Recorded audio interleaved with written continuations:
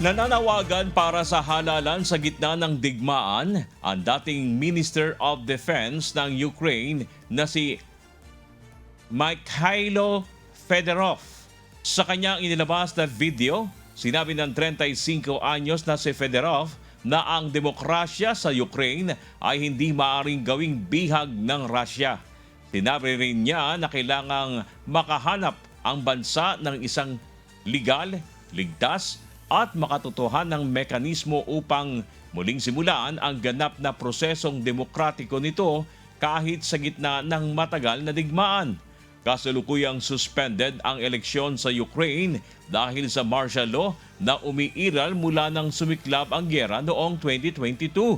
Si Fedorov na kilalang malapit na kaalyado ni Ukraine President Vladimir Zelensky at tinanggal sa pwesto sa hindi pa malamang dahilan noong Hulyo, 6 na buwan mula nung itinalaga siya sa pwesto. Samantala wala pang pahayag ang presidente sa naturang video.